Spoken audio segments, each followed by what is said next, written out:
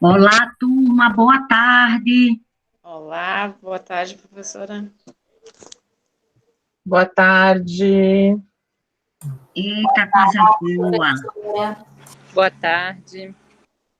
Boa tarde. Encontrando rostinhos aqui que eu já conheço, Rosaura, Karen, Ana Júlia, Guiz.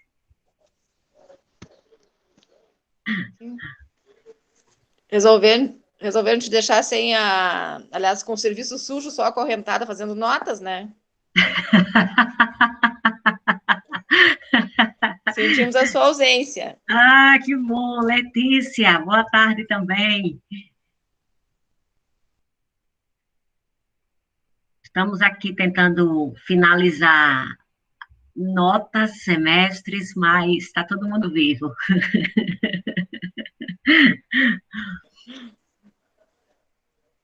Gente, eu me chamo Paulia, boa tarde para quem ainda não teve aula, né, junto comigo, né, nesse período de tantos FIX, tá? E a gente vai estar trabalhando aqui a parte de produtos de derivados de produtos cárneos, nesse curso FIC de tecnologia de produção de alimentos saudáveis, tá? E eu queria conhecer cada um que está aqui. Eu já conheço alguns de outros FICs que eu tive um tempo maior para que a gente pudesse bater um papo, que foi a Karen, a Rosaura, que a gente já se encontrou em vários cursos, a Alessandra, a Letícia, a Ana Júlia eu conheço dos corredores ali do IFES, que tá. E como a gente só vai ter 2 encontros, eu não vou conseguir conhecer todo mundo, ver um pouquinho, saber de onde é e tal. Mas eu gostaria de, pelo menos, começar a aula tendo uma compreensão do que vocês pensam, não é, sobre produção de derivados de carnes saudáveis.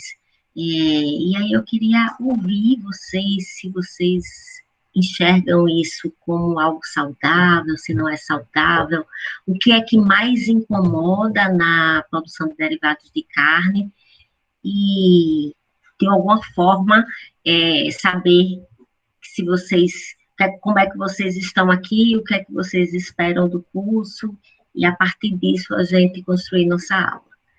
Pode ser assim? Pode. A Caroline Ferreira, quer começar, Carol?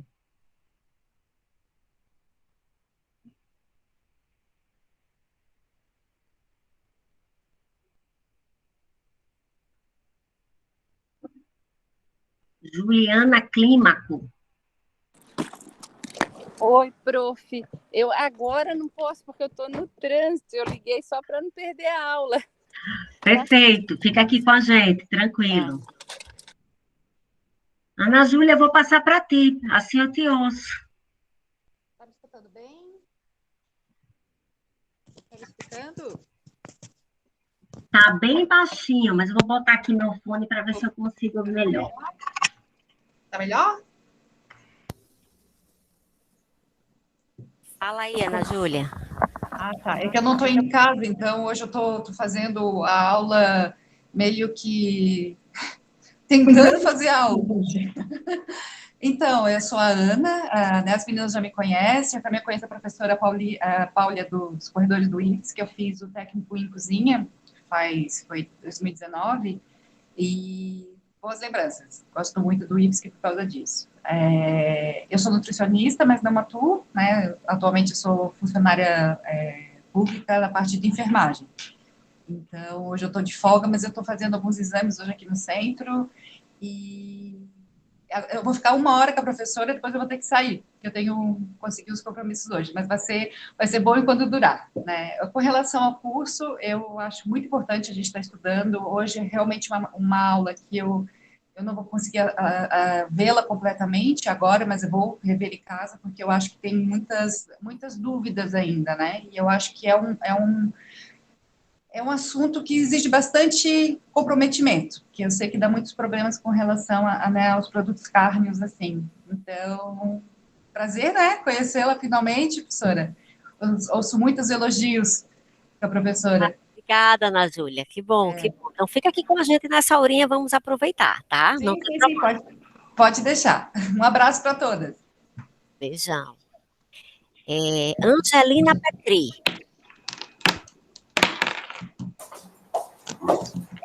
Olha, sobre o assunto de hoje, eu tenho pouquíssima experiência, que comecei a fazer alguma coisa de culinária faz pouco tempo.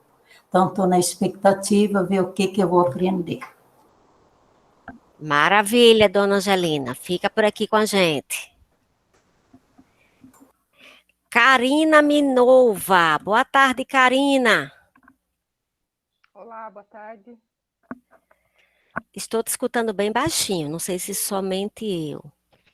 Tá muito baixo. Pode ser, meu microfone tá ruim aqui. Agora tá ótimo. E aí, Karina, carne é saudável? O que é que você Olá, tudo acha? bem?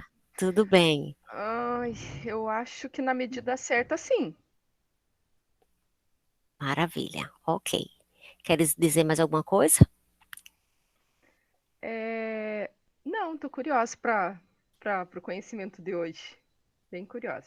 Ah, que bom, que bom, que bom. Tá bom, seja bem-vinda.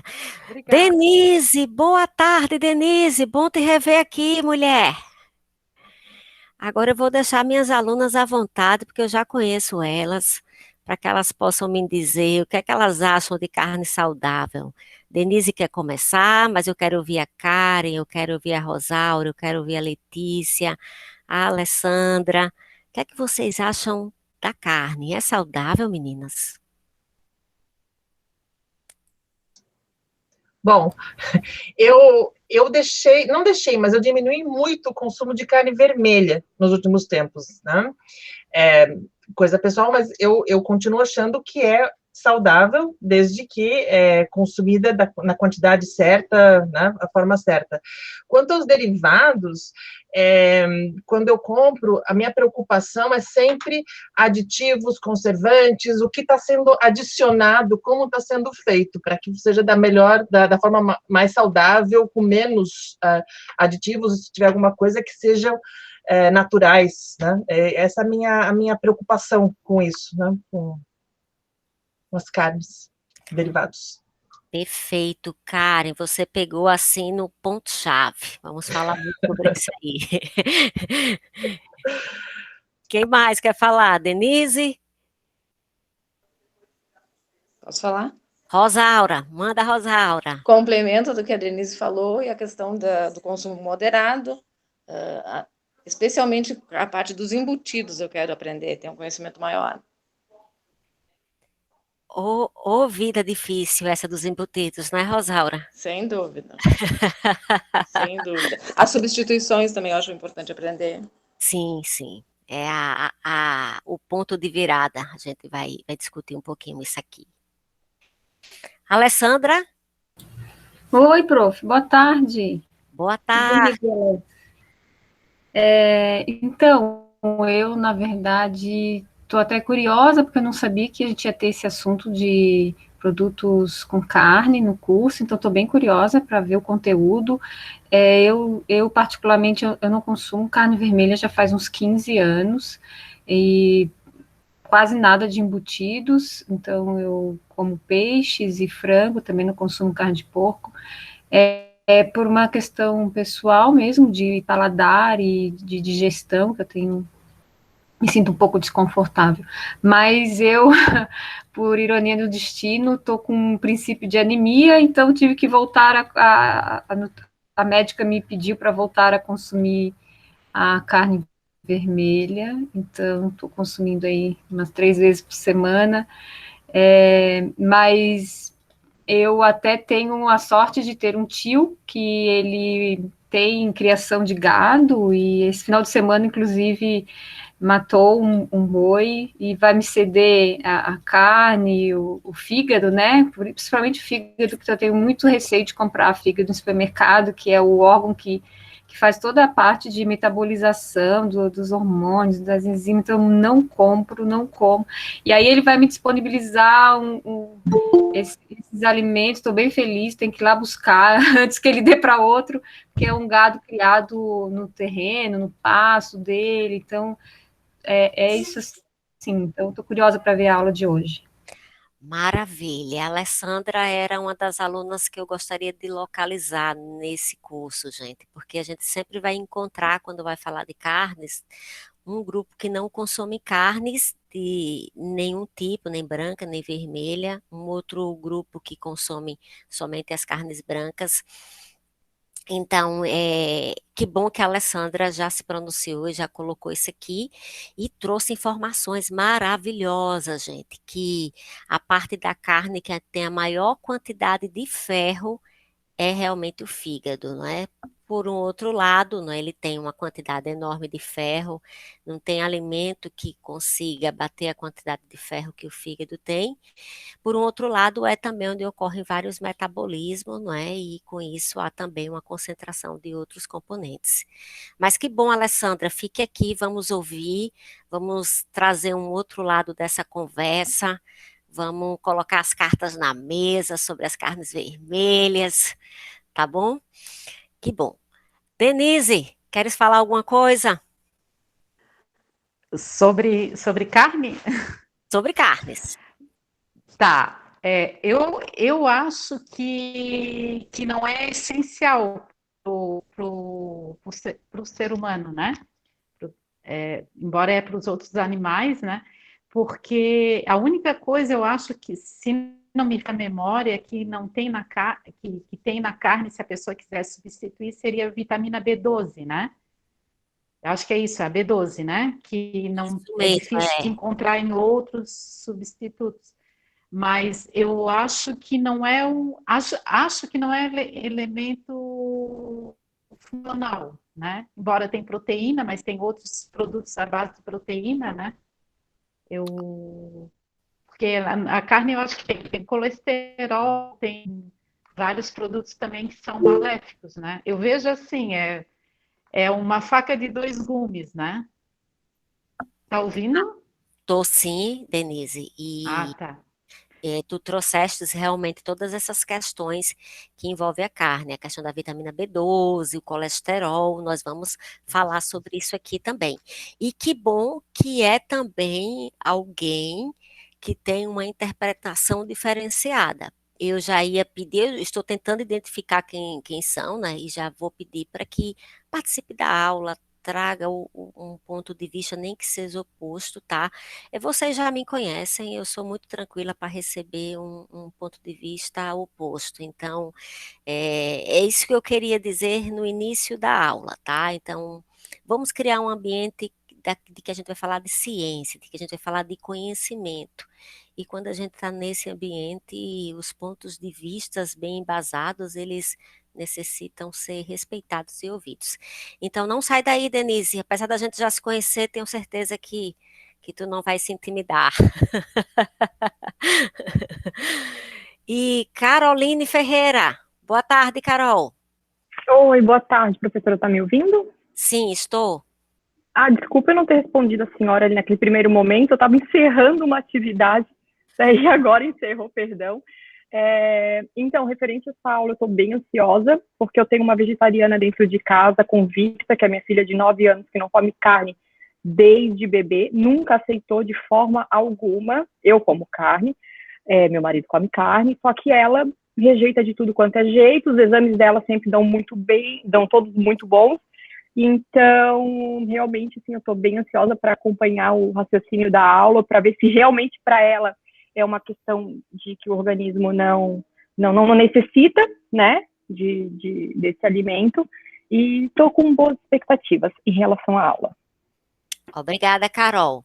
Olha aí, gente, mais alguém que tem experiência de conviver com alguém que não consome carne. E a Márcia? Márcia, boa tarde. Tu chegastes aí. Oi, professora, eu cheguei um pouquinho atrasada. Tudo bem? Boa tarde a todo mundo. Na expectativa, né? Bom, eu sou carnívora, mas passei um período sem carne, fiquei 3 meses por opção, para experimentar, foi bem interessante, assim, foi possível, né? Mas depois o corpo sentiu necessidade, vontade, acho que era mais a vontade mesmo, e aí voltei a comer. Mas eu procuro mesclar bem a minha alimentação, deixar ela bem diversificada, com e sem as carnes. Maravilha, Márcia. Seja bem-vinda mais uma vez. Bom te ver aqui. Obrigada. Josiane Vieira, boa tarde, Josi. Boa tarde, professora. Tudo bem? Me ouve? Te ouço sim, prazer. Prazer. Eu sou funcionária do IFSC, aqui de Garopaba, e estou fazendo o curso porque sempre falaram super bem do curso, então estou me aventurando e também gosto, é uma temática que eu gosto. E essa aula sobre carnes, para mim, seria interessante, porque eu nunca gostei muito de carne animal, assim, nunca tive uma boa digestão também. E fiquei algum tempo sem comer, só que fiquei bastante, uma anemia bem profunda em relação a isso, porque, tipo, fui tirando aos poucos, quando vi, não estava mais comendo carne, pela digestão mesmo, não é nenhuma filosofia, assim, mas me senti super bem, e, assim, estou agora reinserindo na minha alimentação, com bastante dificuldade, mas estou começando a reinserir carne vermelha. Ok, Josi, seja bem-vinda aí, olha aí também, mais uma pessoa que não tem aquele consumo de carne, tá? Então, gente, eu quero iniciar a aula dizendo a vocês o seguinte, a gente se reuniu, né, enquanto grupo de professores e há um programa nesse FIC e dentre eles tem a parte de carnes. Então, quando a gente se organizou, a gente fez de uma maneira que a Andréia pudesse vir antes de mim e que pudesse falar de cereais, né, de fontes proteicas que podem ser encontradas em cereais e em leguminosas. Então, já é para que a gente deixe assim muito claro, né, essa questão da importância e de fontes vegetais onde a gente pode adquirir os nossos aminoácidos, nossas proteínas essenciais que necessitamos para o nosso organismo. E eu sei que a Andrea tentou trabalhar isso super bem, porque a Andrea é muito dedicada e preparou muita coisa para vocês. Então, eu quero dizer, né, quando eu vejo os meus alunos, que já foram meus alunos, eu fico mais tranquila, mas para quem ainda não foi, eu quero dizer assim, ó, nossa aula vai ser realmente voltada para proteínas animal, né, a parte de carnes mesmo, carnes vermelhas, carnes brancas, mas isso não significa que quem não consome carne não pode participar, não pode trazer o ponto de vista. A gente tem diversas questões que colocam a carne numa posição extremamente complexa, né, complicada, até pela questão dos desmatamento que a gente enfrenta hoje no Brasil, não é? E uma série de problemas, tá? Então, eu quero dizer que, apesar de estar com esse desafio de falar sobre produtos saudáveis derivados da carne, eu estou bem aberta para ouvir todos os outros pontos de vista que podem surgir, que provavelmente vão surgir aqui durante a nossa aula, a nossa conversa. Então, fiquem muito à vontade, eu acho que construir ciência passa por essas situações. Tranquilo, gente? Ok. Eu vou lá para a nossa aula, tá? Mas eu peço que vocês interrompam a todo momento e quando eu achar que vocês demoram demais para interromper, eu vou voltar aqui para ver vocês, tá? Então, realmente, nosso foco será sobre as carnes. Eu acho que tem deixa eu ver aqui se é o meu, gente.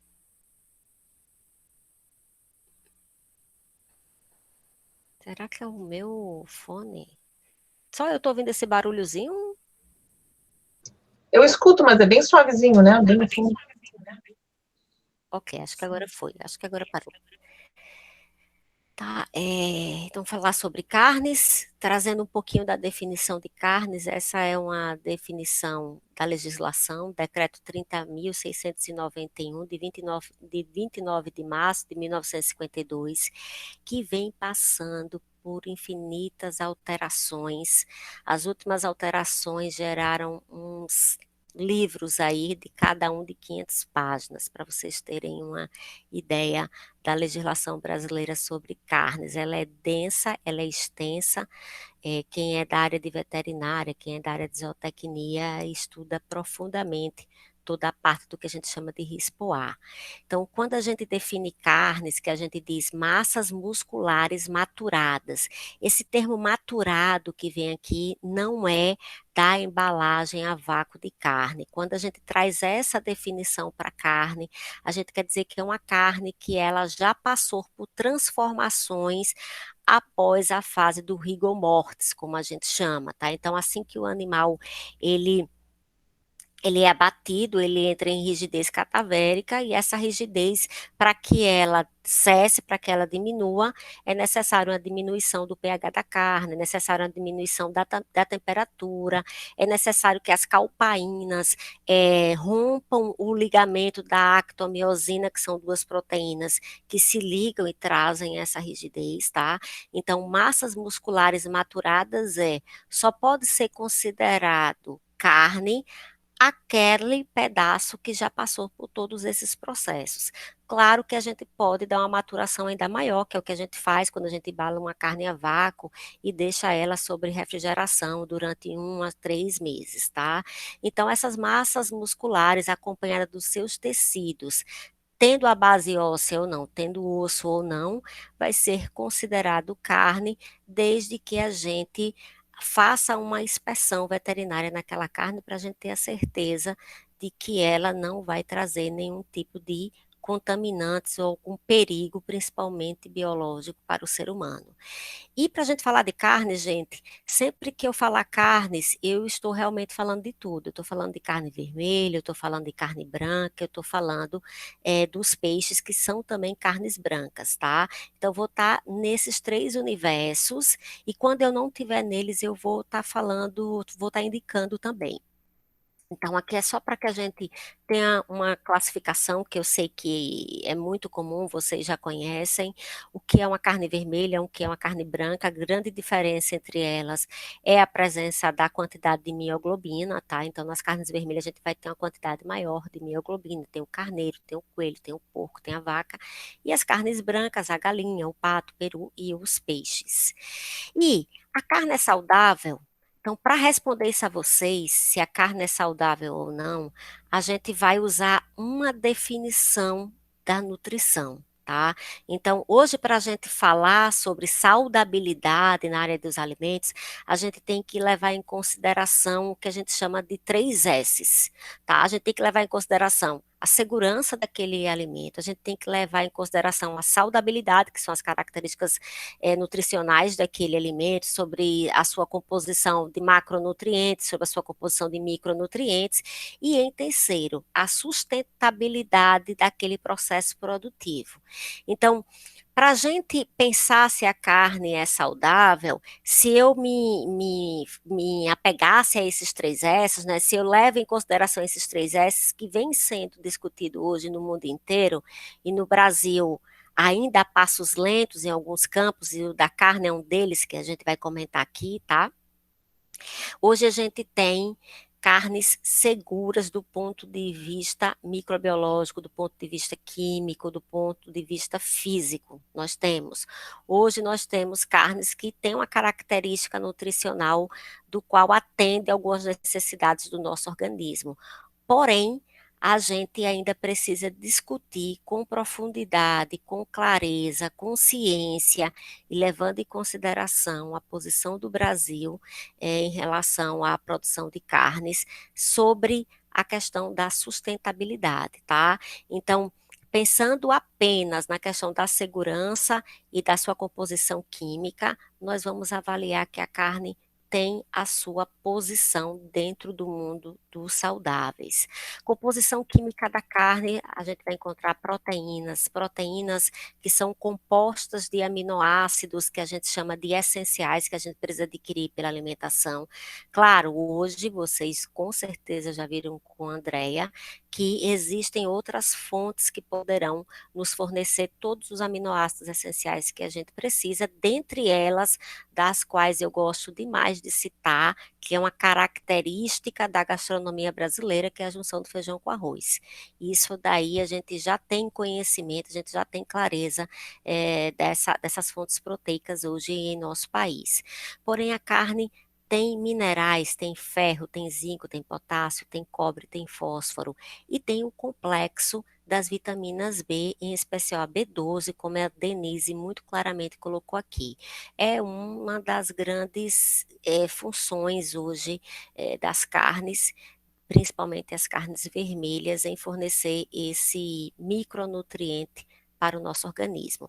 Ela também tem lipídios saturados principalmente, dentre eles o colesterol. A nossa aula de lipídios, que é um outro tema muito polêmico, nós vamos estar nos aprofundando na próxima aula, na quinta-feira, tá? Eu vou deixar para falar de colesterol mais na próxima aula, até porque a gente tem um foco nele mesmo na nossa aula seguinte, tá? Mas tem gorduras saturadas, tem colesterol, que tem também a sua função, tem a sua quantidade que deve ser ingerida diária, mas é aquela questão que a Rosaura nos disse. É sempre necessário o equilíbrio. Na alimentação, a gente sempre vai pensar no equilíbrio de todos esses macro e micronutrientes. E aí, gente, para a gente falar de sustentabilidade no Brasil, para a gente falar da questão dos desmatamentos, para a gente falar também do mundo, a posição do Brasil no mundo e o que isso acarreta dentro da nossa sociedade. Então, só lembrando que nós somos um país que vende commodities. Então, o Brasil, ele é considerado o celeiro do mundo, ele é o terceiro maior produtor de produtos agrícolas, ele é o maior produtor de proteínas atualmente, tá? Então, essa é a posição do Brasil. E o que é que isso reflete na nossa economia? A gente tem uma boa parte da nossa população que é empregada nessas áreas, seja agrícola, seja a área de produção animal. Então, observem a situação de consumo de carne no Brasil, para que a gente possa tratar a questão dos embutidos com maior clareza. No ano de 2020, o ano passado, o consumo per capita, isso quer dizer que é dividido pela a quantidade de carnes que foi vendida, consumida no Brasil pela quantidade de habitantes. Claro que quando a gente diz que cada brasileiro consumiu 29,3 quilos de carne, isso é uma média. Tem gente que consumiu muito mais do que isso, tem gente que não consumiu nada disso, como a nossa colega aí, Alessandra, a nossa colega Denise, que não come a carne vermelha há muito tempo, tá? Então aqui é uma média, mas é só para vocês terem uma ideia do consumo de carne bovina no Brasil. Frango, do qual nós somos o maior produtor de frango do mundo, gente. O consumo de frango no ano 2020, observe a quantidade de carnes de frango consumida. São quase 50 quilos por brasileiro. Se a gente junta só isso aqui, gente, cada brasileiro consumiu uma média de 80 quilos de carne no ano 2020. Isso aqui reflete um pouco sobre a quantidade desse tipo de alimento que está na mesa, está presente na gastronomia brasileira. Observe que qual é o prato principal, arroz, feijão e um pedaço de carne, a gente vai encontrar esse alimento. Então, falar sobre ele muito necessário no Brasil. É algo que não dá para você dizer assim, olha, não vamos falar sobre carne. Não, é uma realidade.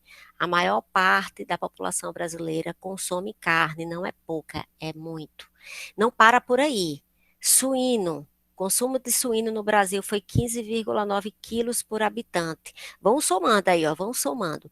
E Os pescados, ele é bem abaixo da média mundial. Então, a média mundial, gente, é 20 quilos por habitante. No Brasil, o consumo de pescado, apesar do grande litoral que a gente tem, e da riqueza de rios que a gente tem dentro do nosso interior, é de apenas 10 quilos por habitante. E aqui pode ser uma boa saída, uma boa estratégia, não é? Para que a gente possa estar fazendo o consumo de carnes de uma forma, de uma maneira mais saudável. A escolha de uma carne que ela também vai ter o complexo B, ela também vai ter a sua quantidade de vitamina B12, e não somente isso, eu não quero me aprofundar, mas os pescados também vão nos fornecer um dos óleos em que a gente necessita e que o consumo no Brasil está muito, muito abaixo, que é o ômega 3, e está aqui na riqueza dos pescados, em que é uma fonte que a gente come em menor quantidade comparada a outras fontes de fontes de carnes, né, de origem animal. E por trás desse número, né, 10 quilos por habitante de pescado, se a gente for estudar, se a gente for se aprofundar, a gente vai descobrir que há também toda uma história de preconceito que foi construída no Brasil sobre o consumo de pescado, né? Pescado, até um dia desse, vamos dizer assim, era um alimento da classe menos favorecida no Brasil, não é?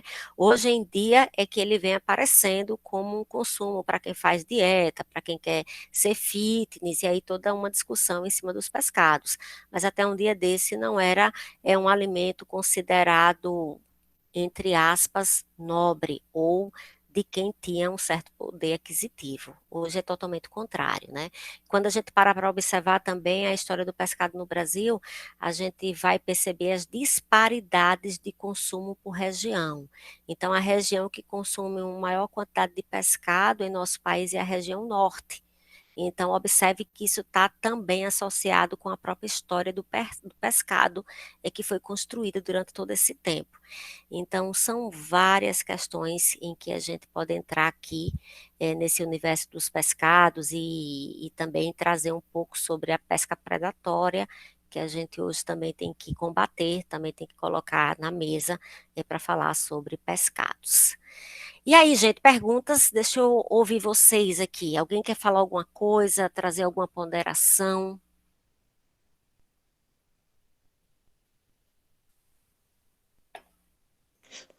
Posso falar? Pode. Paula, tu vais abordar a questão do rótulo limpo que tanto falam? Vou sim. Vou falar. Denise. Ok. Tá com o fone fechado. Por enquanto está tudo certo. Estou acompanhando a aula. Maravilha, maravilha. Então vamos para lá. Tá? Então, observe como é um campo vasto e que vai necessitar de muito estudo, muita discussão, para que a gente possa ter uma produção de derivados de carnes mais saudáveis e que já vou avisando a vocês, nós estamos um pouquinho distantes nas discussões de pesquisa sobre isso, tá? Então, as características da carne, que vai depender do tipo de carne, se é uma carne branca, se é uma carne vermelha, a qualidade. A gente sabe que no Brasil a gente ainda tem uma quantidade enorme de carnes abatidas de forma clandestina. A última vez que eu pesquisei sobre esse dado, a gente tinha praticamente 50% de abate clandestino no Brasil, então é um número ainda muito significativo, isso reflete na qualidade da carne. As características da carne vai depender da idade do animal, da localização do corte, se é um pedaço de carne em que envolve um maior movimento do animal, ou se ele fica mais na região, não é, da coluna, em que a quantidade de movimentos é bem menor, e por isso a gente vai ter um pedaço de carne mais macio. Então, tudo isso vai influenciar nas características da carne. Porém, algo que a gente não tem como hoje negar é que existe uma excelência nutricional, sejam em carnes brancas, sejam em carnes vermelhas. E essa excelência nutricional, ela está realmente associada à sua fonte de proteínas e à sua fonte de vitaminas. Quando a gente fala de proteínas em carnes, gente, qualquer que seja a carne, seja uma carne vermelha, um boi magro, patinho, 36 gramas de proteína a gente vai ter em 100 gramas de carne. Seja uma carne branca, vou pegar uma mais baixinha, o peixe magro, 16 gramas de proteína por 100 gramas de carne. Qualquer que seja, a gente vai ter uma boa quantidade de fonte proteica diária para o nosso consumo. Qualquer que seja, fonte de proteína, a carne ela vai nos trazer de sobra.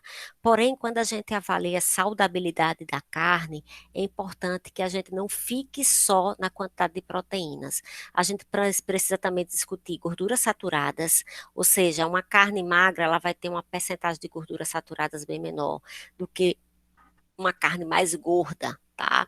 Então, sempre a gente vai precisar levar em consideração o que é que tem junto àquela proteína. Então, observe aqui o suíno gordo, a costela, 18 gramas de proteína, mas tem 7,4 gramas de gorduras saturadas. E além das gorduras saturadas, a gente vai precisar também compreender a porcentagem de colesterol. O colesterol tem sua função no nosso organismo, ele é responsável pelo carreamento de diversas vitaminas lipossolúveis, ele também é o precursor da vitamina D, sem ele a gente não produz determinados hormônios, sejam masculinos, sejam femininos, porém há um limite, há um equilíbrio, há uma quantidade em que a gente deve consumir de colesterol, até porque a gente sabe hoje que o colesterol, ele não somente é adquirido pela alimentação, mas ele também é produzido pelo nosso organismo. E essa produção ainda é uma infinidade de trabalhos tentando compreender porque um organismo produz mais do que o outro, se é só alimentação, se tem outros fatores. Então, claro que a gente já tem várias respostas, mas ainda é algo que a ciência precisa se aprofundar cada vez mais para que a gente consiga ter um controle desse colesterol muito maior. Nós vamos nos aprofundar sobre ele na quinta, mas só para dizer que quando a gente avalia características nutricionais, excelências nutricionais da carne, além da quantidade de proteínas, é preciso fazer um paralelo com as gorduras saturadas e com o colesterol, tá, gente? Não pode comer carne aleatoriamente. Professora, esses valores, eles são baseados nas carnes in natura, assim, cruas, né? Sem nenhum processo de cozimento, certo? Perfeito, isso mesmo. Ok. E vamos entrar no ponto mais crítico dessa aula, que é o foco dessa aula e que é onde eu quero ficar, gente. Tudo que a gente discutiu até agora foi para tentar responder a vocês qual é a posição da carne no mundo da saudabilidade. Agora nós vamos entrar no que coloca a carne no nível 2, os produtos derivados da carne, deixa eu só fazer essa correção, os produtos derivados da carne, os embutidos, eles são classificados pela Organização Mundial de Saúde como nível 2 em relação a potenciais alimentos ou produtos que podem causar câncer ao homem, tá? Então, a posição dos derivados de carne atualmente não tem sido boa. Observe, se a gente pegar essa tabela de classificação de potenciais alimentos ou produtos que podem causar câncer ao homem e os derivados de carne estarem no nível 2, essa classificação leva a carne junto com, por exemplo, o tabaco, o cigarro, ele está na mesma classificação, tá? Então, para a gente falar sobre isso, vou trazer um panorama de como a gente está tentando chegar aqui, tá, gente? Ó, a primeira coisa que a gente precisa considerar é o seguinte: todas essas formas que foram construídas, né, que até hoje a gente ainda faz consumo, e no Brasil é muito elevado o consumo dos embutidos, dos derivados de carne, entre eles a carne salgada, por exemplo, foi uma maneira que o homem encontrou há milhares e milhares de séculos atrás de conservar esse alimento, tá? Então, a história da conservação dos alimentos, ela tem a sua importância, foi assim que o homem desenvolveu alguns órgãos, não é, do corpo, tem várias explicações tentando compreender o desenvolvimento do cérebro, e algumas dessas teorias estão associadas ao consumo de carne, tá? Além disso, tem realmente a capacidade de você conseguir preservar um alimento tão perecível por muito mais tempo. Então, isso aqui a gente não quer descaracterizar essa história dos alimentos, mas que ela teve a sua importância e que hoje a gente vive em um mundo diferente. O que é que aconteceu? O mundo hoje tem outras demandas, o mundo hoje tem outros questionamentos. O ser humano já é capaz de utilizar de outros métodos de conservação para que a gente possa trabalhar melhor esses derivados de carne, esses embutidos de carne. E já tem muita gente pesquisando e com conhecimento para que a gente altere e tire os embutidos de carne dessa posição, tá? Então, existem pesquisas que indicam que vai ter uma queda até 2040 de 33% do consumo de carne no mundo inteiro. Então, além disso, as questões ecológicas, as questões de sustentabilidade, não é, que podem começar a colocar o Brasil, que é o maior produtor de carne do mundo, em posição não desejável, ou a perda de mercados de forma significativa. Então, tudo isso vai refletir de alguma maneira na nossa sociedade de uma forma geral, porque tem muita gente que depende desse emprego, tá, gente? Se a gente for falar de Santa Catarina, uma boa parte dos abatedouros de frango são localizados nesse estado. Então, a gente tem uma boa parte da população que é empregado nesses abatedouros. Então, a indústria de carne no Brasil, ela precisa levar isso muito a sério.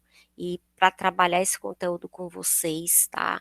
Eu comecei a participar de alguns congressos que falavam só de saudabilidade dos derivados de carne desde o ano passado. E o que a gente percebe é que poucos brasileiros ou poucas indústrias brasileiras estão preocupadas com as mudanças desse mercado. E a gente precisa se antecipar a elas, a gente precisa enxergar antes que o mundo dê o giro da chave, né? E a gente fique mais uma vez para trás. Então, hoje a gente vem falando da qualificação dos processos, e nessa aula de hoje vocês vão descobrir que dificilmente vocês vão encontrar derivados de carnes que são processados industrialmente, que já possuem essa qualificação. Porém, vocês podem estar fazendo esses derivados de uma forma mais caseira, com segurança sempre. Gente, é muito importante a segurança quando a gente trabalha com derivados de carne, porém de forma mais saudável. Então, está havendo uma discussão mundial, já existem regras, já existem legislações, principalmente em países que são considerados mais desenvolvidos do que o nosso, sobre a qualificação desses processos, que eu vou estar trazendo aqui para vocês. Dentre eles, nós temos como produzir derivados de carne com a menor quantidade de sódio. A gente já sabe dos problemas do sódio na nossa pressão arterial. Como é que a gente pode estar substituindo as gorduras quando a gente faz uma salsicha, uma calabresa, um embutido? E a redução de fosfatos, que são utilizados juntos com os nitritos e nitratos que tem em muitos derivados de carne. Então, tudo isso a gente vai estar conversando a partir de agora. Um dos maiores desafios, gente, como é que a gente reduz nitrito, como é que a gente retira nitrito, para ser bem sincera com vocês. A gente sabe que o grande problema, todos esses outros são problemas, mas todos esses outros a gente já conhece vários caminhos, mas a redução de nitrito é o maior desafio, porque o uso do nitrito ele está associado à segurança dos alimentos. Então, a gente usa nitrito para combater principalmente Clostridium botulino. E a grande questão dela está aqui, tá? O grande desafio é aqui nos nitritos. E a produção de carnes com probióticos. Nós vamos ver um pouco de cada um. Alguém quer falar alguma coisa, colocar alguma questão, gente?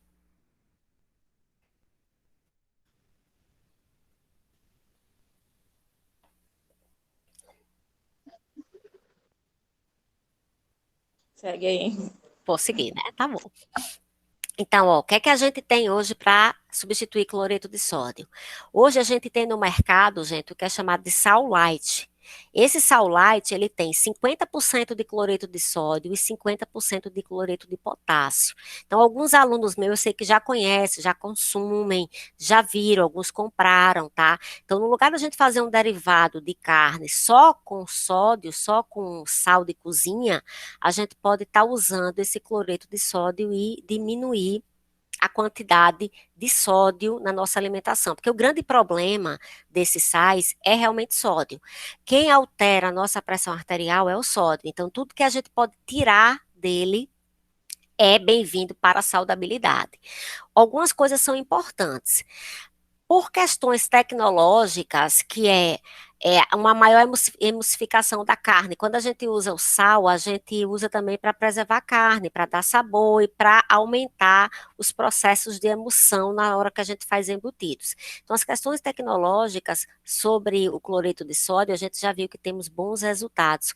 O controle de micro-organismos também, porque a função aqui do sal, quando o sal se liga, né, com a água, deixa a água indisponível para o crescimento microbiano. Então, o cloreto de potássio também é capaz de fazer isso. Porém, o que é que a gente também já percebeu? O que é que as pesquisas que existem no mundo, em que há uma preocupação com as mudanças desses embutidos de carne. Aqui no Brasil nós temos sim pesquisas, são pouquíssimas.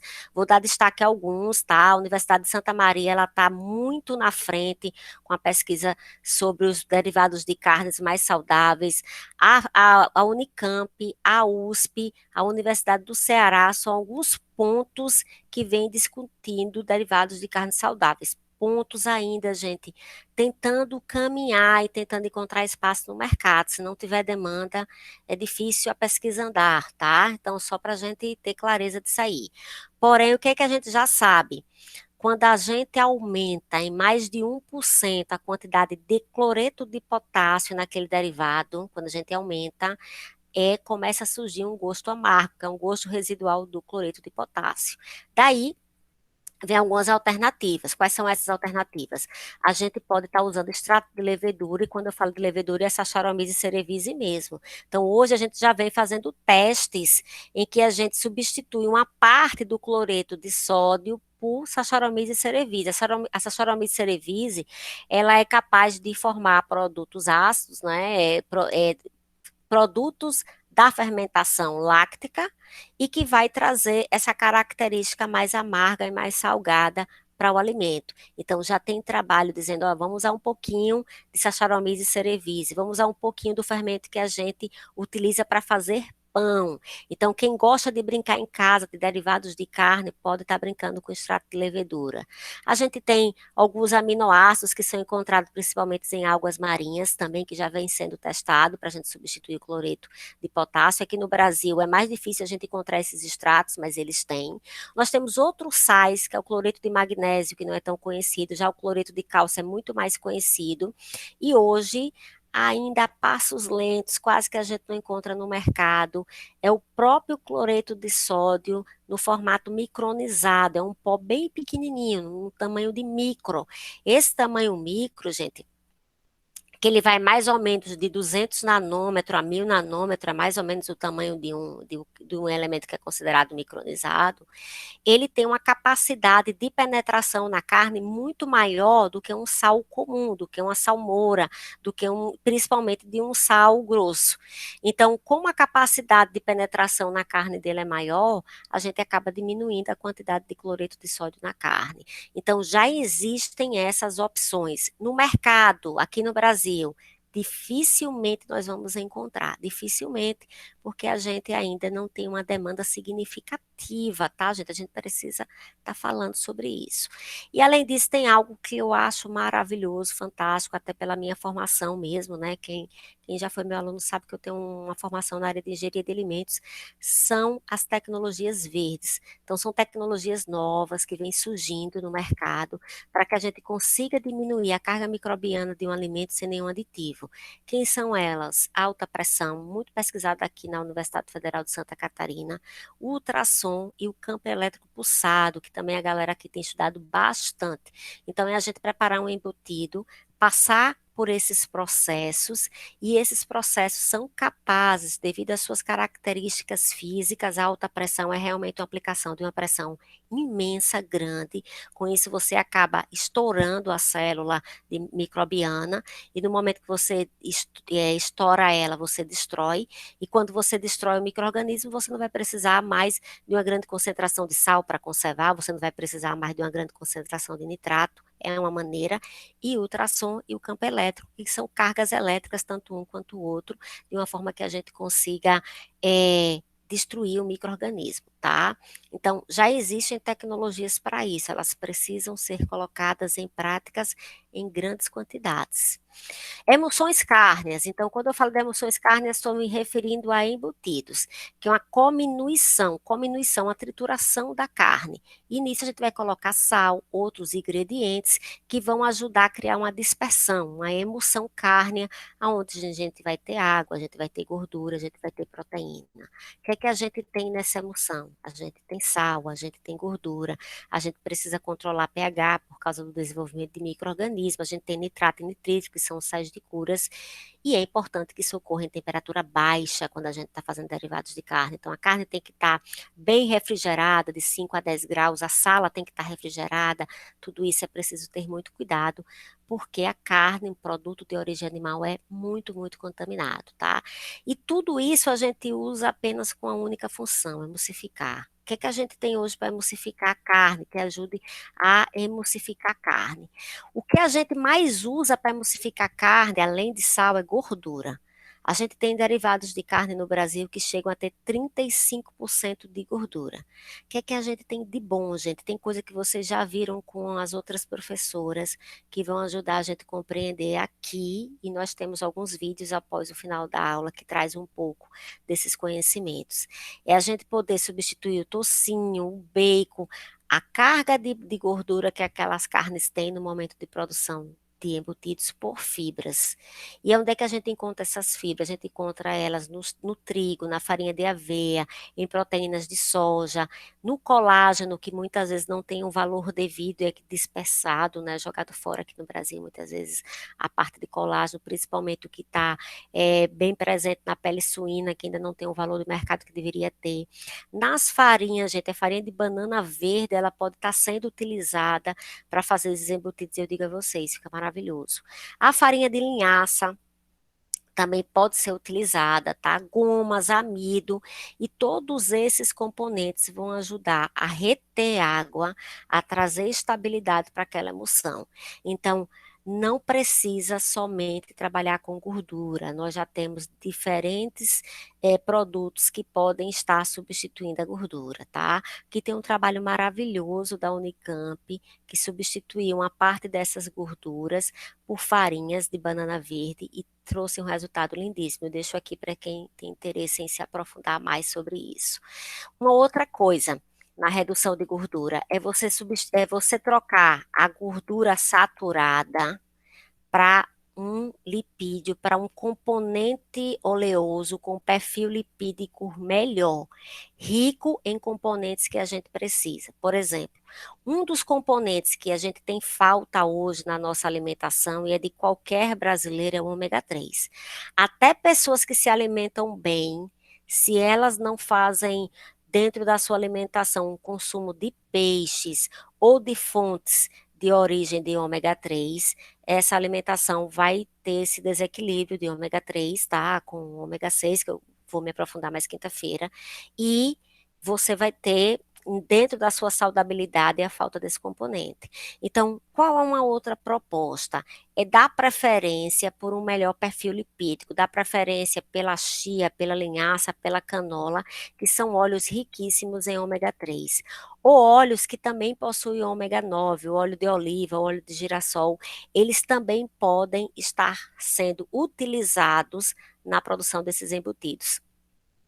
Uma outra estratégia para substituição de gorduras são os conhecidos hidrogéis. Hidrogéis é quando você junta um carboidrato, na maioria das vezes, um alimento que tem a capacidade de formar gel, um amido, por exemplo, com óleo. Então, você tem um hidrogel aí, e esses dois componentes juntos, eles vão trazer essa melhor emulsificação para a água, essa retenção de água, que o próprio amido já tem a capacidade de fazer isso com melhor perfil lipídico. Então, a gente pode estar trabalhando os derivados de carnes, alterando totalmente a sua fonte de gordura, tá? Uma outra maneira de melhorar, gente, que é muito mais complexa, envolve outros processos, e a gente entra também em outros debates, né, sobre a criação dos animais, né, a forma que eles são criados ou abatidos, seria tentar alterar a dieta dos animais.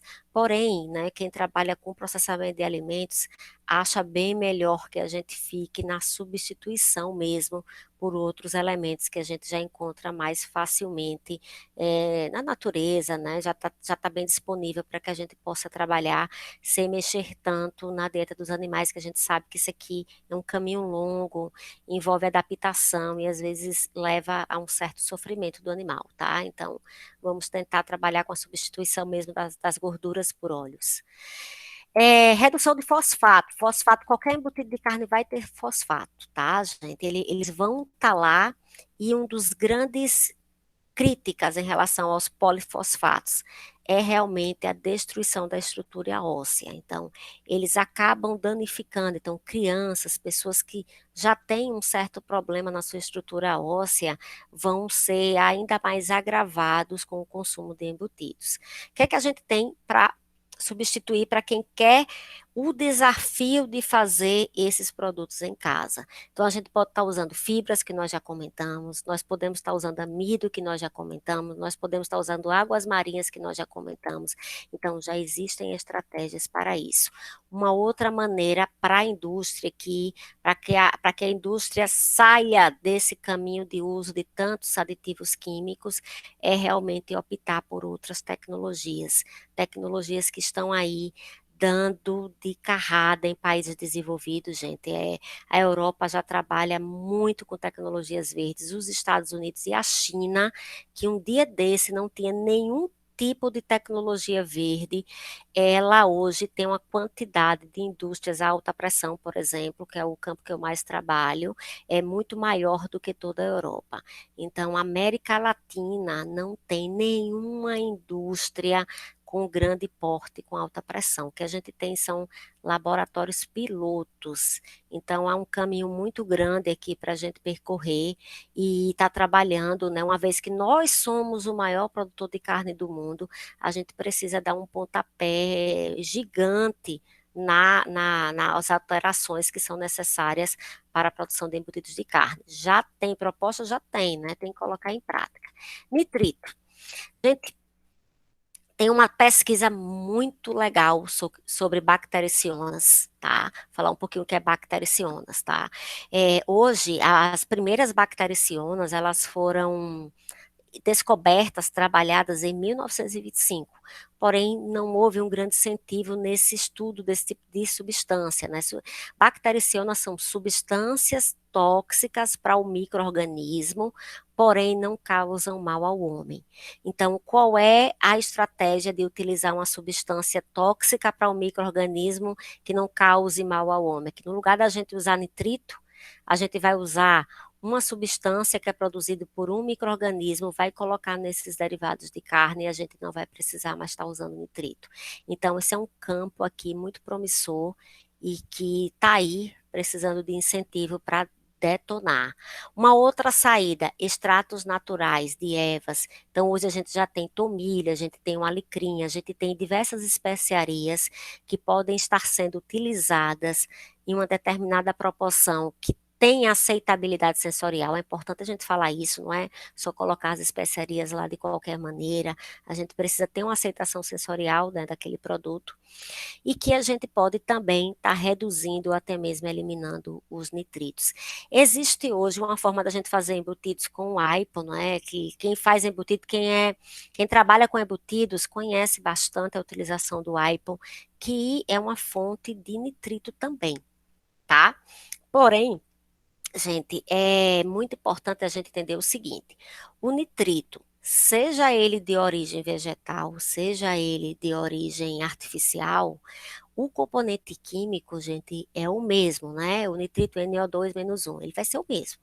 Então, no momento que esse componente químico ele chega no nosso organismo, por que é que ele é considerado um potencial em desenvolvimento de câncer? Porque ele traz uma substância, né, que são as nitrosaminas, e essas substâncias elas são precursoras de alterações em nossas células. Então, o que é que ocorre com o consumo de nitrito? A depender da quantidade de nitrito que a gente consome, ou qualquer pessoa consome, a formação de nitrosaminas em nosso organismo ela é elevada, tá? Principalmente para quem é criança ou idoso, isso aqui precisa estar muito claro, tá? E isso pode fazer alterações na multiplicação celular, né? Então, é algo que eu digo assim, olha, é uma saída, mas a gente já tem estratégias mais promissoras. Por enquanto, a gente pode até estar usando, brincando com isso. Eu sei que alguns colegas meus trabalham com o iPhone, mas é só para dizer assim, é o que a gente tem hoje, mas a gente tem outras estratégias para realmente retirar o nitrito de produtos cárneos e que para falar de saudabilidade com nitrito não tem como, não dá para falar, tá? E o uso das tecnologias que nós já comentamos. O que é que a gente tem de mais promissor? Vou falar de métodos combinados. Eu me preocupo muito com a produção de embutidos sem nitrito, tá? Eu vou ser bem sincera com vocês, porque a gente já teve uma quantidade de perdas de vidas, né, no Brasil, de brasileiros, pela contaminação do Clostridium botulinum. E até hoje nós temos em nossas estatísticas, certo? Então, é complicado trabalhar com derivados de carne sem nitritos. Então, o que eu gosto muito de frisar quando eu trabalho com derivados de carne é a utilização de outros métodos para tirar esse alimento da zona de perigo, tá? Então, os clostrídeos, eles vão se desenvolver em temperaturas de mesófilo, eles vão desenvolver a 30 graus, 35, 45.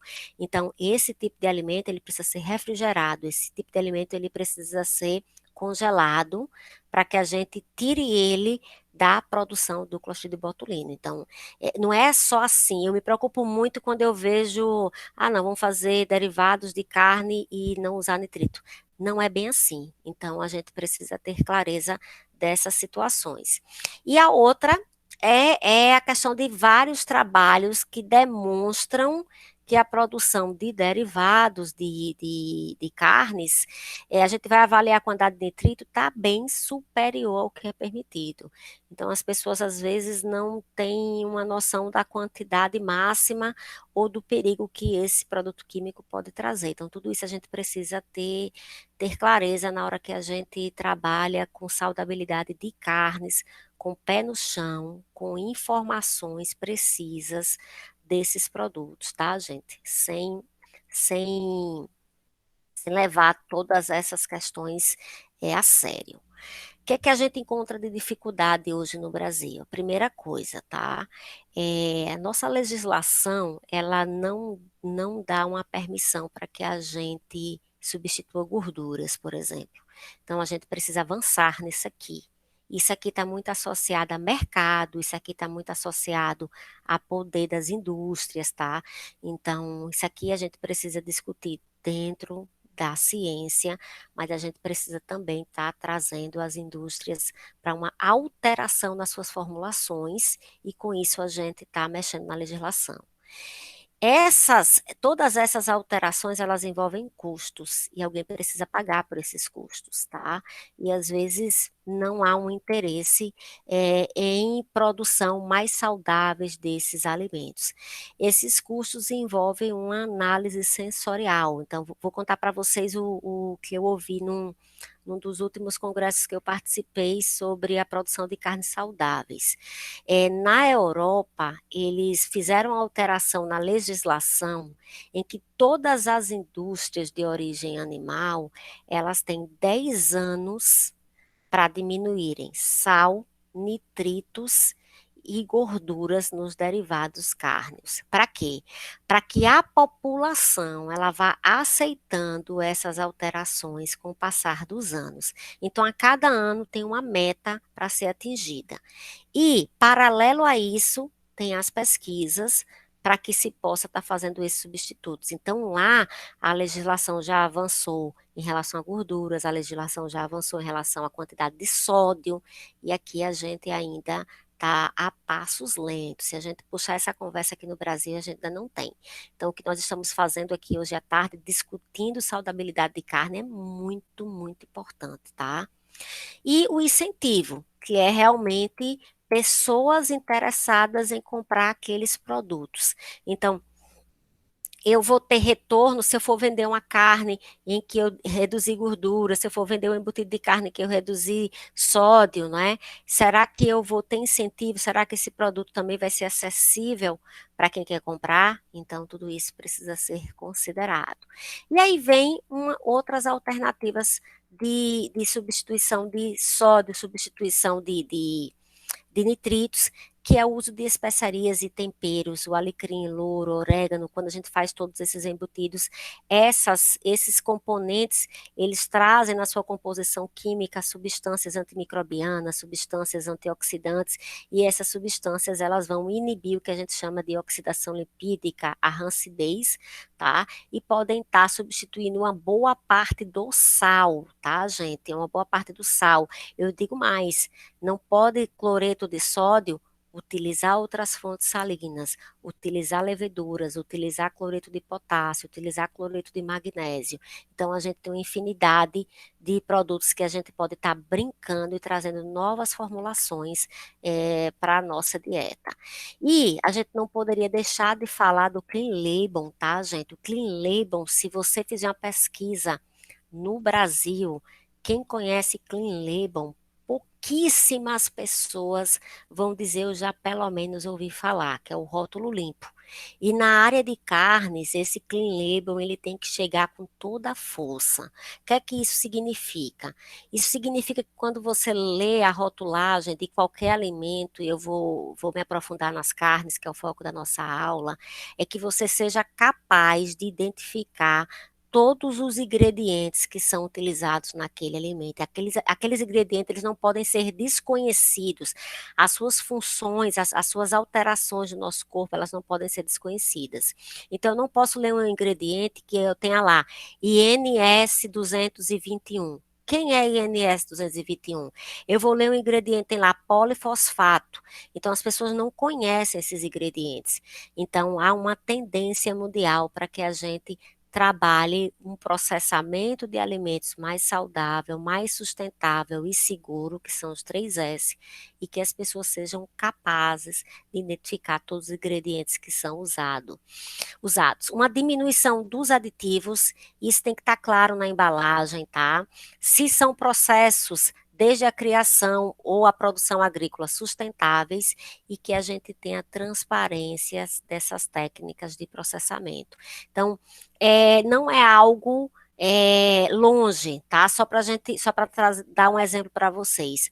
Hoje, 20% dos rótulos nos Estados Unidos já aderiram à ideia do Clean Label. Lá eles já trabalham com Clean Label. Na Europa, isso chega a 32%. E recentemente, aqui no Chile, nos países do Mercosul, eles já fizeram, Uruguai, Argentina, já fizeram alterações no seu rótulo, onde qualquer pessoa, quando pegar um rótulo de alimento, vai saber se aquele alimento ele é rico em sódio, se ele é rico em gordura, quanto de aditivo ele tem. Então, essa discussão, ela precisa se aprofundar ainda muito mais aqui em nosso país, apesar das alterações que a gente sofreu agora de rotulagem, que tem até esse ano para colocar em prática, tá? Mas nós temos essas discussões. Então, o que é que eu tenho para hoje? Deixa eu ir lá ver vocês. Márcia!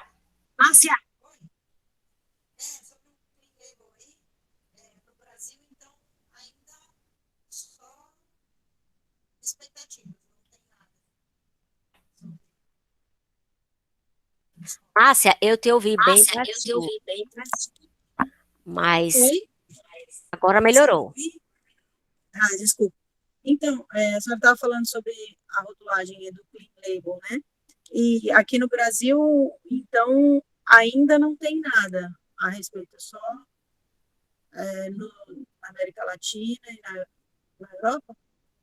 Isso mesmo, a gente teve uma alteração agora na legislação de rotulagem, isso vai estar um pouco mais Aham. claro, mas ainda distante do que a gente chama de todos os ingredientes conhecidos. Ah, tá, entendi. Tá bom, obrigada. Mas esses ingredientes desconhecidos, não tem como traduzir muito os produtos químicos de uma certa forma. Ele tem um nome que a gente não conhece porque a gente não conhece, mas é difícil de traduzir. A solução é não adicionar, mas aí é outro problema. Não é? Eu não entendi por que a importância de um INS, eu até concordo porque é um número, mas quando você já tem o nome químico dali, aí cabe ao consumidor pesquisar e ver o que se trata, não é por aí? A gente tem esse desafio mesmo, Karen. Alguns aditivos químicos, por exemplo, quando eu falo, vou dar um exemplo de um amido, não é? Então, vou falar uma goma xantana, que a gente já conhece e sabe que não traria nenhum mal para o organismo, tá? Então, às vezes, o consumidor não sabe o que é uma goma xantana, ele pode pesquisar e descobrir qual é. Mas a grande discussão mesmo é muito mais sobre os conservantes. Então, quando a gente fala, porque dentro da legislação de aditivos, a gente tem diversas classes. Nós temos os corantes, nós temos os umectantes, nós temos os gelificantes e nós temos o grupo dos conservantes, que na maioria das vezes eu vejo que as pessoas chamam aditivos e conservantes como se fossem sinônimos, e eles têm diferenças. Os aditivos são todos e conservantes é a classe que a gente teria o maior desafio de substituição. Então, para realmente substituir eles totalmente, teria que mudar o processo. Mantendo eles, não é, a gente teria que esclarecer a população o que é aquele aditivo, não tem para onde correr. Então, tem que dizer à população, olha, o que é um benzoato de sódio, o que é um dióxido de enxofre, o que é um nitrito de sódio. Então, teria que realmente esse conhecimento chegar no Brasil. Esse desafio é grande, Karen. O que você colocou é uma verdade, é enorme. Porque senão o tamanho de um rótulo de um alimento, você vai ter que vir com uma bula, como um remédio daqui a pouco. Você tem que vir com um manualzinho com tudo descrito. É complicado isso, né? Para quem consome esse tipo de produto, né? Obviamente, né? E aí, gente, eu vou dizer assim, mas então o que é que a gente tem hoje para consumir carnes? Olha, gente, eu vou dizer a vocês o seguinte: a melhor maneira da gente consumir carne, e aí eu vou focar em peixes, tá? Deem preferência a peixes, principalmente porque ele vem agregado de outros nutrientes, dentre eles eu quero frisar o ômega 3, que a gente tem uma carência hoje na população, não só de B12, mas também de ômega 3, tá? E isso tem causado sérios problemas de inflamação, que nós vamos falar na quinta-feira, tá? É optar, eu gosto de comer carnes, eu preciso comer carnes, é optar pelas carnes que são refrigeradas ou congeladas, sair realmente das áreas dos embutidos. Então, optar por esse tipo de produto, refrigerado ou congelado. É uma das maneiras em que você vai estar se livrando, não é, dos aditivos químicos que ainda são utilizados em grande quantidade aqui no Brasil. Não é pouco não, tá? Isso aí a gente precisa ter clareza, é muito. Segundo, tentar conhecer e colocar em sua dieta o que a gente chama de peixes da época. Por que eu estou frisando a questão de peixes da época? Às vezes a pessoa quer comer, vou dar o exemplo de uma tainha, que é um peixe bem aqui da região e que é uma paixão, né, de quem é daqui de Florianópolis. Eu sou uma das pessoas que adoro também tainha, tá? Mas a tainha, ela tem o seu período que pode ser pescada, que vai ter em grande quantidade, que é ali no período de maio, junho, julho. Então, quando a gente quer consumir uma tainha em janeiro, em fevereiro, a gente precisa não só a tainha, mas qualquer peixe desses que estão aqui, a garopa, a corvina, a sardinha, o robalo. Eu tentei trazer peixes que são mais característicos de Santa Catarina. A gente precisa pensar se aquele peixe está tendo uma pesca predatória, tá? Então, peixes da época, você cria uma alimentação diversificada, você consome peixes diferentes, você se dá a oportunidade de estar aí experimentando uma variedade de produtos de origem de carnes, não é, mais saudáveis. Então, peixes da época é uma boa saída, tá? E aí tem alguns que nós temos acessíveis por aqui. Além de todos eles, nós temos uma grande quantidade de frutos do mar, não é? Alguns alunos, professora, não é barato, mas a gente tem. Eles estão disponíveis e se a gente consegue, hoje, né, que saiu a legislação liberando a compra direta dos produtores, então se a gente ainda consegue sair dessa linha intermediária, né, a gente acaba adquirindo esses produtos de uma forma mais acessível, de uma forma mais barata, um preço bem menor, tá? Preparações culinárias, eu escolhi 3, por quê? Vou começar pelo hambúrguer. O hambúrguer é um dos derivados de carne mais consumido no Brasil. Então, hoje a gente fala muito de hambúrguer artesanal, onde ele é produzido de forma mais caseira, pelo próprio estabelecimento. Mas há 5, 10 anos atrás, gente, o que nós tínhamos, e olhe que ainda era objeto de luxo, né, numa compra de um brasileiro, era realmente o hambúrguer industrial. Então, vou dar alguns dados para vocês. É permitido pela legislação brasileira até 23% de gordura em um hambúrguer. E gordura, se você comparar gordura e proteína, gente, a gordura ela é mais barata, tá? A gordura é mais barata. E o mínimo, eles estabelecem o mínimo porque é uma coisa boa. A gordura eles estabelecem o máximo, ó, até 23% é gordura. O mínimo de proteína é 15. Ó, gente, é bem baixinho o mínimo de proteína. Então aqui podem ser utilizados outras fontes, tá? E aí nesse blend a gente pode estar consumindo um hambúrguer que a quantidade de componentes saudáveis para a nossa alimentação, ele não seja tão significativo, certo?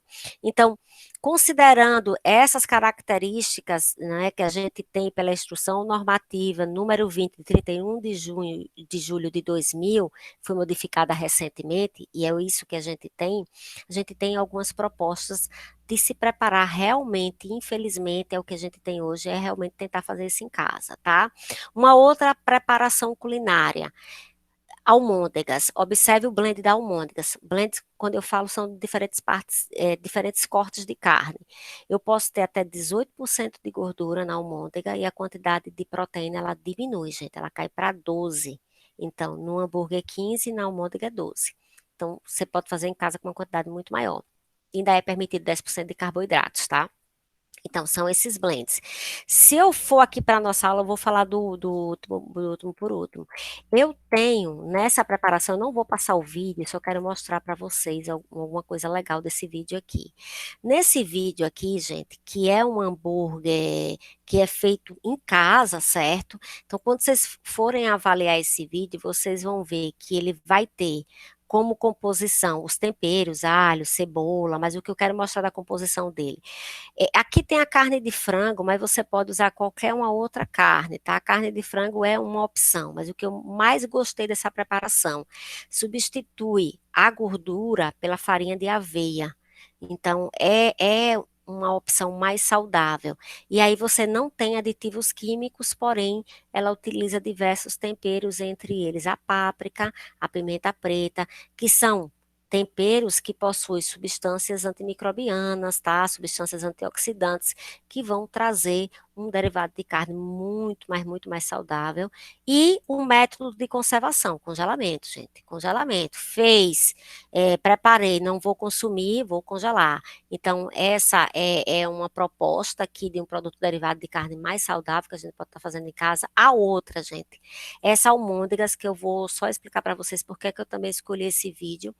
Ele faz uma preparação de almôndegas e a parte de gordura ele substitui, ó, pela linhaça. Tá, ela aqui, cadê ela? Deixa eu ver, ela vai estar aqui. Só mais um pouquinho. Então, ela usa a linhaça dourada, observe, ó.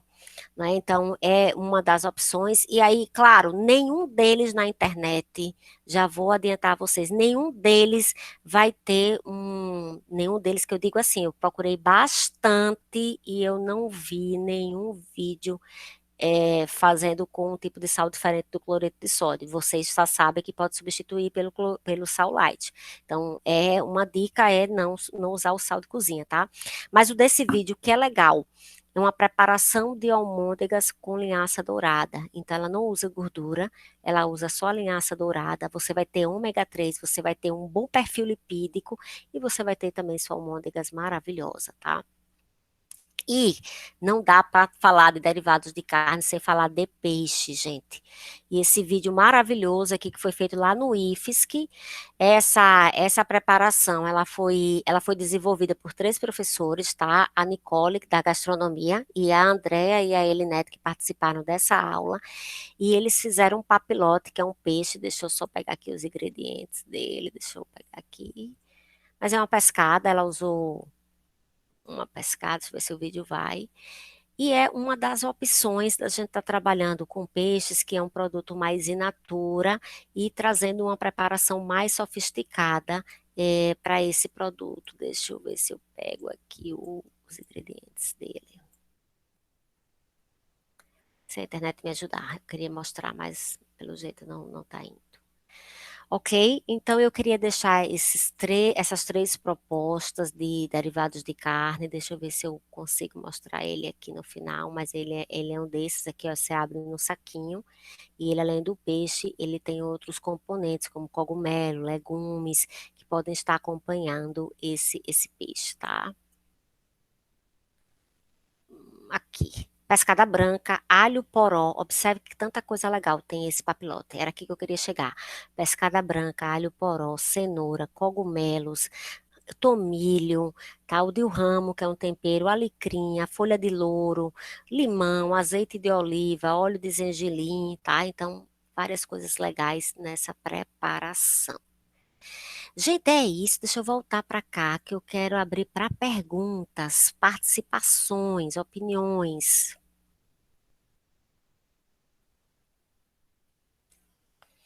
Oi, Denise. Oi. Bom, eu tenho 3 perguntas. Saber mais sobre o fosfato. Ele é um aditivo também? Ele é muito usado na indústria, nos embutidos da carne? Qual é o papel dele no embutido? Tá. Manda já outra, que aí eu já respondo tudo. Tá.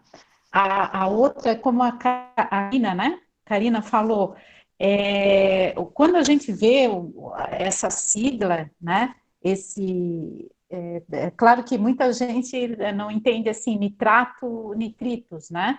Mas a pessoa leiga já vê aquilo, já vê que é alguma coisa. Não sei, a minha proposta ali, né? De separar, botar o produto natural, por exemplo, carne, né? Carne, gorduras na outra forma os aditivos químicos, produtos químicos, não sei como falaria, né? Então, como a Karina falou, não colocar abreviado, né? Colocar coisa, se bem que eu acho que é um desaforo o consumidor ainda ter que ir atrás do que é aquele produto químico, né? O que ele faz para a gente, né? Teria que ser uma bula mesmo, cada produto. E a outra na verdade, até foi uma sugestão que eu achei muito. Eu já fiz 2 preparações com aveia batida, né? Eu fiz aquele creme de leite batido. Aveia real, eu nunca tinha testado. A gente come banana com aveia ou aveia dentro da granola, mas ela dentro de uma preparação culinária é fantástica. Ela é um emulsificante, né? Até que, não sei se a Ana Júlia está aí, ela deu a dica de colocar aveia dentro. Ana Júlia está aí? Não sei, acho que está, né? Ela deu a dica de colocar colocar aveia dentro de uma canja, né? Eu já fiz, ela parece ser uma gordura mesmo, ela faz uma emulsão, né? E muito saudável do que a gordura, né? Então, na verdade, a última não seria uma pergunta, seria uma constatação, que eu constatei nas minhas receitas, né? Creme de leite também, já usei como creme de leite. E agora falasse em hambúrguer, eu penso em colocar esse creme de aveia, essa creme de leite de aveia dentro de um hambúrguer, que ele seria emulsificante, de fazer uma liga, uma cola, em vez de colocar uma farinha, colocar aveia emulsificante, né? Para dar uma liga, uma cola, né? Vou falar um pouquinho tudo que você falou. Muito obrigada, Denise, muito, muito, tá? Então, falando do fosfato.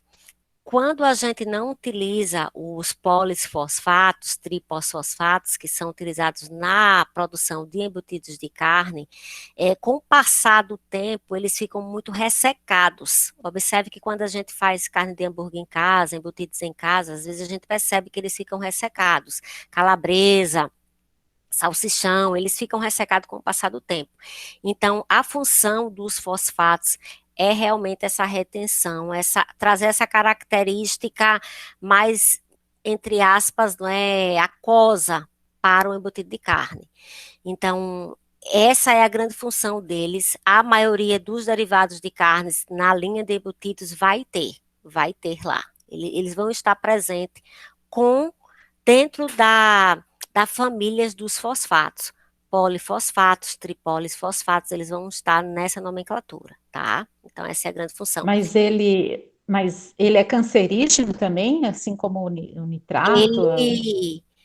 Ele simplesmente corrói a estrutura óssea do nosso corpo. Ele é problemático para a estrutura óssea, tá? Então, ele dificulta a absorção de cálcio, ele rompe a estrutura óssea. Então, crianças e pessoas que têm uma idade, não é, que já têm uma estrutura óssea pela própria idade comprometida, não é, é um grande problema. Tá? Sobre a questão da aveia, muito boa a confirmação, né, do que a gente tá conversando aqui, que ela pode sim substituir perfeitamente a gordura e ela pode substituir perfeitamente os polifosfatos também, tá? Então ela ajuda a trazer essa umidade para o produto, tá? Queria só falar do creme de leite, apesar de que eu vou falar dele na quinta-feira. O creme de leite tem as gorduras saturadas. Então, uma opção para a gente trabalhar hoje seria realmente os óleos vegetais. Um óleo de oliva, um óleo de canola, um óleo de azeite, tá? Podem estar substituindo esse creme de leite. Não é assim, eu vou falar muito do creme de leite na quinta-feira, mas assim, o creme de leite, ele tem gordura saturada, e como a gente está tentando focar a aula e os derivados cárneos dentro de uma produção mais saudável, a gente vai tentar dar uma proposta de perfil de lipídios mais saudáveis. Então, por esse motivo que o uso dos óleos vegetais seria uma opção que combinaria mais com a aveia e com as discussões que a gente está tendo aqui. Não é que não pode o creme de leite, não é que é ruim, eu estou só dizendo que, do ponto de vista da aula, os óleos vegetais é uma boa saída.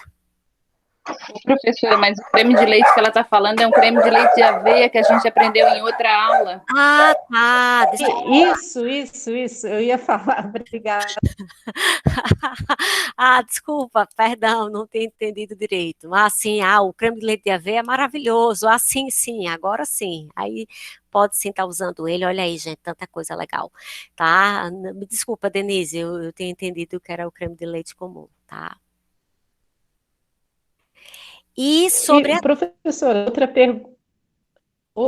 só outra pergunta sobre o carbonato aquele sal que é à base de cálcio, cloreto de cálcio, né? Cloreto de cálcio, isso. Ele é usado para fazer o queijo tudo. Ele tem algum dano para a saúde em si? Porque eu já comprei para uso doméstico aqui, ele é um bom secante, né? Ele é usado para ele é usado para colocar nesse secar que tem para armário, para tirar a umidade do armário, né? Eu sei que não é o mesmo que é o usado, mas ele não tem prejuízo à saúde quando se usa no queijo, quando se usa nesses embutidos, Olha, porque ele é substituto do sal. ele, Não, o cloreto em si, o cloreto é tanto que se você for observar as linhas dos sais que saem como proposta para a substituição do cloreto de sódio, o problema não é o cloreto, tá? O problema é o elemento que acompanha o cloreto. O cálcio é um elemento químico que a gente necessita até para a nossa estrutura óssea, ele não teria problema. Porém, é até uma discussão que eu já tive em outra aula, Denise. Componente químico, quando a gente vai utilizar na cozinha, na gastronomia, a gente sempre precisa comprar ele, não é, como uso culinário, porque o problema não é o componente químico, tá? Eu não sei se você estava nessa aula que eu já falei sobre isso. O problema não é o componente químico. O componente não, químico sim, era sobre as impurezas, né? o problema é a impureza que Tá. acompanha esse componente químico. Então, esse que é Sim, utilizado, eu estava na aula. tu estava na aula, né, para secagem de armário, o problema é que a Sim. impureza que está ali, a gente não pode consumir. Então, a gente tem que sempre Não, comprar. eu não uso, eu só lembrei porque o cloreto de cálcio que eu compro, que eu coloco nos meus armários como secante, né? Como secante, é o mesmo, claro que eu compro, eu coloco só nos armários, né? E eu descobri o uso culinário aqui no curso, né? Que é o cloreto de cálcio, que é esse sal que é usado no queijo. Eu descobri aqui, então eu sei que não é o mesmo uso, né? Padrão, mas eu fiquei sabendo aqui no curso, né, que se usa o cloreto de cálcio no queijo, por exemplo, e agora nos embutidos, né? Mas assim, claro, ele não tem prejuízo no caso, mas eu penso mais nos cloretos, né? Ele não traz algum prejuízo, como traz o nitrato, como os nitritos. O que a, Isso, o que a gente prejuízo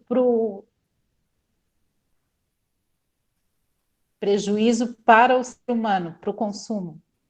Tá. O que a gente tem hoje de estudo, né, de pesquisa, não. Esse cloreto mesmo que a gente usa, só para dar algumas características para vocês e para ti. Ele tem 40% de cloreto de cálcio. Observe que é 40%. Ele é uma solução aquosa, tá? Ou seja, o restante é água. E ele pode vir acompanhado ou não de amido para dar uma estrutura aquosa mais estabilizada. É o que ele vai ter, tá? Então, o que a gente conhece hoje é que nessas concentrações, como substituto do cloreto de sódio, no uso para a produção de queijo, que a gente usa bastante, tanto cloreto de cálcio como lactato de cálcio, a gente usa um ou outro, eles não trazem nenhum mal que a gente saiba hoje, o que classifique esses elementos num nível de risco à produção de câncer ou qualquer um outro. Não conheço até o momento, tá?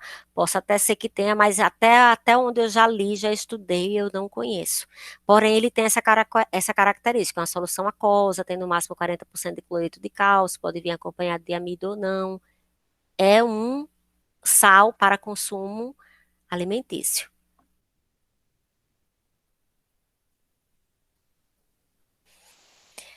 Mais perguntas, mais contribuições, gente? Karen?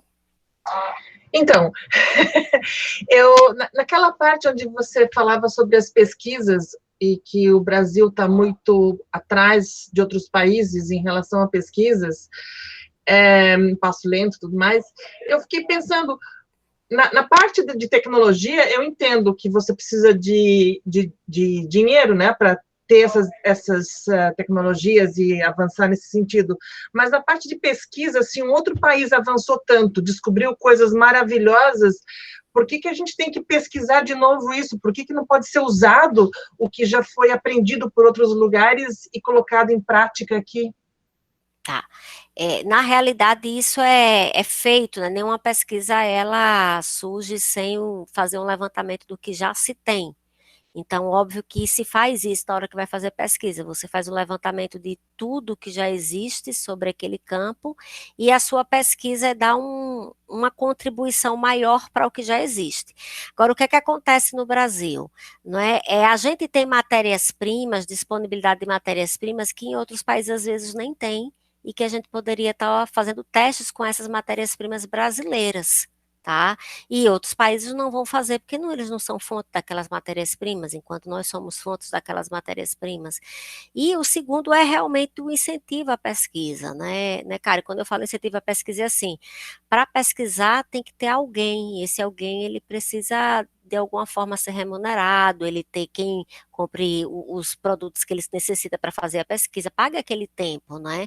Não é qualquer pessoa que faz pesquisa, tem que ser uma pessoa qualificada, que estude, tenha tempo de leitura, isso é uma vida mesmo. Então, quando eu digo que muitas vezes a gente falta pesquisa, não é nem falta pesquisador, hoje a gente tem até um grupo muito bom de pesquisador, mas falta realmente incentivo para que a gente possa estar fazendo essas pesquisas. Muito bem. Gente, mais perguntas, mais contribuições? Alguém quer falar de alguma receita ou de alguma coisa que já faz em casa e queria contribuir aqui com o grupo? Karen, pode falar. Eu faço o hambúrguer em casa já faz bastante tempo. Agora vamos classificar ele pelo seu ponto de vista. A receita, né, que eu aprendi com minha mãe é colocar um pouquinho de leite, aí uma fatia de pão, que pode ser integral, o que seja, né, desmanchar, um ovo, aí eu coloco a carne e tempero com tudo, com sal, pimenta, orégano, cebola, alho, e eu adiciono farelo de aveia para encorpar bem, para fazer coisa, aí eu moldo e coloco no congelador.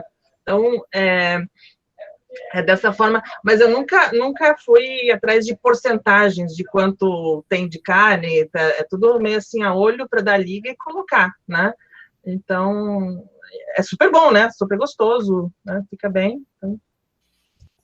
Olha aí, então são coisas que a gente já comentou aqui, que algumas pessoas já fazem, já tem a prática, e falta a gente encontrar isso de uma forma mais prática, né? Já pronto, já preparado, com todas essas características, com preço acessível. Então, é disso também que a gente está falando. A maioria dos derivados de carnes, de embutidos de carnes, são poucas as pessoas que fazem realmente em casa. A gente tem o costume de comprar isso.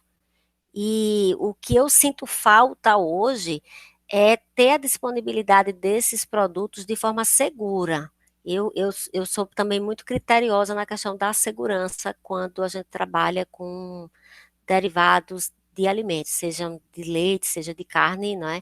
E às vezes a gente precisa também perceber isso. E isso a gente sente falta. Então eu digo que a gente está a passos lentos na oferta desses produtos. Onde é que eu posso comprar esses produtos sem uma quantidade de sódio, com a quantidade reduzida, com a quantidade reduzida de gordura? Isso a gente ainda tem muito o que andar. É nesse sentido que eu coloco. Seu fone está fechado. Tá. Um tempo atrás eu comprei de uma linha, eu não sei se era Seara, se não me engano, e que dizia, eu não lembro dos ingredientes, mas eu lembro que não tinha, que praticamente era só a carne que tinha ali e temperos naturais. Agora eu estou tentando ver aqui pela internet se eu consigo ver, porque existe aquele NAT, uma linha mais natural, e que é um preço até às vezes acessível, né? Não é uma coisa, não são como aqueles vegetarianos, porque meu marido é vegetariano, ele foi vegano por um tempo, agora ele introduziu ovo de novo. Mas porque o preço desses produtos que são mais convenientes é um absurdo, né? Tanto que eu me sobrecarrego fazendo em casa tudo isso, porque pela praticidade, quando você vê o que tem nos ingredientes e quanto custaria fazer em casa, eu opto por fazer, mas não é conveniente, eu passo, né, o tempo todo na cozinha, né, fazendo, ou comprando, ou descascando, cortando, fazendo coisa assim, né, mas... É por aí.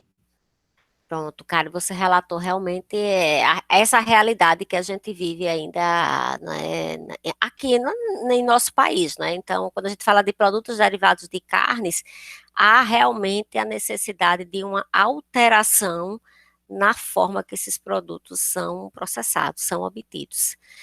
Mas, gente, eu acho que é isso. É bom a gente estar debatendo isso, é bom a gente estar criando demanda para isso, a gente está criando pontos de discussões, tá? Que eles podem estar se expandindo, eles podem ir para outros núcleos de conversa, e quem sabe a gente não vai fazendo uma alteração dessa forma de processar carnes no Brasil. E qual é o bom? A gente também já percebe estratégias de saída que dão muito mais trabalho, mas que a gente sabe que elas existem e que de alguma forma elas podem estar tomando conta das nossas cozinhas, elas podem ser colocadas em nossas conversas com outras pessoas e a gente dizer, olha, mas poderia ser feito dessa maneira, por que não a gente colocar isso como um ponto de pauta na nossa sociedade? Então eu acho que é isso aí. Eu não estou conseguindo ver direito, mas é Natureb? Nature. Natúria. Não, Seara Nature, hambúrguer, diz que é sem conservantes artificiais, carne 100% bovina, só temperos naturais, 20 gramas de proteína por unidade. Eu não consigo ver aqui os ingredientes, né, para ver, porque diz que não tem artificiais e que tem 100% de carne bovina, mas não diz que é só carne bovina, né, não diz o que mais tem. Mas dessa linha, eles têm vários produtos, né, que, com a mesma propaganda, né, com a mesma linha. Pois é, pode estar usando creme de aveia, pode estar usando almôndegas, pode estar usando outros produtos aí. Oi, Juliana.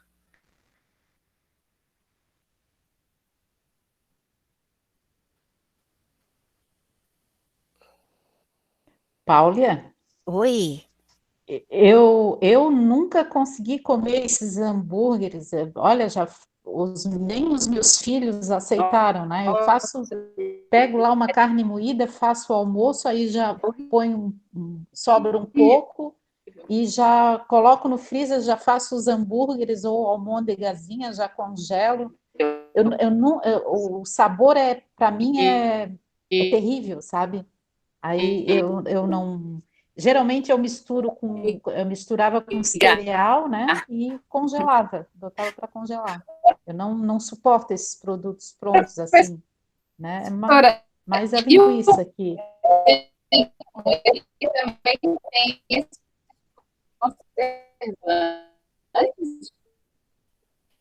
Juliana, tenta repetir novamente sua pergunta.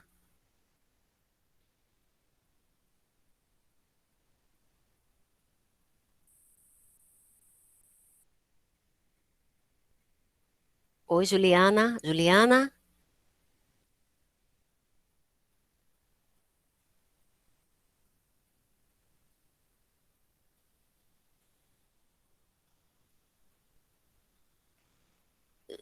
Eu tô ouvindo, tá, Juliana? Mas eu tô aqui, quer dizer, mas eu não tô conseguindo ouvir. Se você conseguir falar, aí a gente tá por aqui. Enquanto isso, eu vou só falar um pouquinho sobre o que a Denise colocou aqui.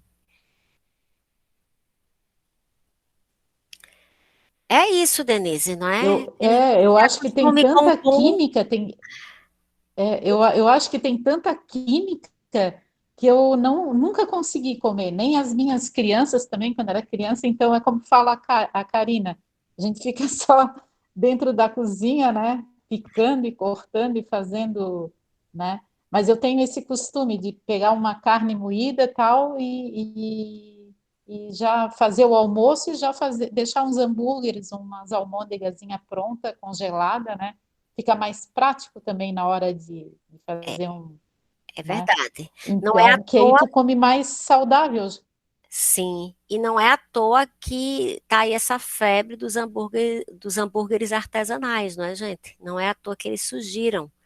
Eles surgiram justamente devido à necessidade de comer até um alimento mais saboroso, mais saudável. Às vezes não é tão saudável assim, mas estão aí, né, tentando ganhar o sensorial das pessoas e vem ganhando. O que a gente tem hoje de hamburgueria artesanal não é brincadeira, muito grande. E vem dessa ideia, Denise, né? Se criou uma memória gustativa mais desenvolvida em relação aos hambúrgueres e quer comer um alimento muito mais saboroso, né? Quem conhece um produto artesanal bem feito, ou acostumado a ter uma mãe como a Denise, né? Ou a Karen ali, vai amar tá comendo um alimento muito mais saudável, muito mais saboroso, mais rico de temperos, não é? Não tem como comparar, não vai ganhar. Olá, Karina. Oi, tá bom meu microfone?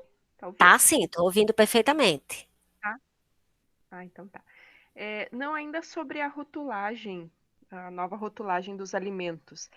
Seria essa ideia de explicar os aditivos, ter que as pessoas saber o que é o aditivo, uma forma de incentivo para retirá-los da produção, não é isso? Não aumentar o rótulo, como as meninas comentaram, né? Vai ter que explicar tudo um por um, mas seria mais como uma forma de tirá-los mesmo da produção, não é isso? A estratégia é essa mesmo, Karina. Muito bem colocada aqui. Ainda bem que você me ajudou a lembrar. Não é ainda o que a gente vai conseguir com essa alteração que a gente teve, né? A gente vai dar passos. Deixa eu só colocar todos os entes, né? A gente vai dar passos. Nessa nova legislação, vai ter que ter uma taxazinha para se tem uma quantidade grande de sal, se tem uma quantidade grande de gordura, se tem uma quantidade grande de aditivos. Esse passo é uma estratégia para obrigar as indústrias a diminuírem, porque elas não vão querer botar essa taxinha, né? Toda vez que ela colocar, ela vai chamar mais atenção que aquele produto tem uma quantidade grande daqueles elementos que não são saudáveis. Então, mas o que é que eu digo que é um caminho muito bem colocado, que a tentativa é não explicar cada ingrediente, mas é diminuir a quantidade daqueles ingredientes, que eu acho que poderia ser de uma forma mais efetiva e mais clara uma legislação mesmo, sendo assim, olha, tem tanto tempo para reduzir gordura, tem tanto tempo para reduzir sal, uma pena que a gente não chegou lá, mas a rotulagem é um caminho, pode ser. Só que aí vai depender de como o brasileiro também enxerga, porque às vezes o brasileiro diz assim, olha, tem muito sal, não vou querer. Já outros dizem assim, tem muito sal, mas eu vou consumir esse mesmo. Então, é aquela questão do esclarecimento da população, mas o que você coloca é uma verdade, Karina, é verdade. Sobre o Clean Label, eu digo que está distante do Brasil, porque o Clean Label ele tem outros detalhes. Um deles é ingredientes conhecidos. E na nova legislação de rotulagem, isso não é obrigatório. Tá? Só para a gente perceber que ainda o Clean Label não vamos atingir o Clean Label com essa nova legislação que passou agora por alteração. Mas muito bem lembrado, Karine, eu agradeço. Tá, entendi. Agora entendi melhor. Obrigada. Meninas maravilhosas, eu acho que é isso. Olha, um bate-papo só com mulheres. Por isso que nós estamos nos números. As guerreiras. As guerreiras. Nós estamos em número bem maior nas academias, né? Olha o reflexo disso aqui. Sim. Tá? Então, bate-papo muito bom. Eu acho que é isso. Adorei essa conversa que a gente fez de carnes, tão difícil falar de carnes, não é, Denise? É Alessandra, tão difícil falar de carnes, gente, não é fácil, tá? Márcia, Carol, tá? Então eu acho que a gente vai ficando por aqui, na quinta-feira nós vamos falar de mais um assunto difícil, que é óleos, gorduras, colesterol, e eu espero que tenha ficado alguma coisa nova da nossa aula de hoje. Com certeza ficou. Eu te agradeço, Paula, pela aula. Um bom feriado. Obrigada, gente. Obrigada, então. Bom feriado e até quinta para todos. Tchau, meninos. Até. Tchau. Até quinta, Karina, Rosaura, Tchauzinho. Márcia, Alessandra, Denise, Caroline, Angelina. Tchau, tchau, gente. Tchau, tchau. Tchau. Tchau, Karina.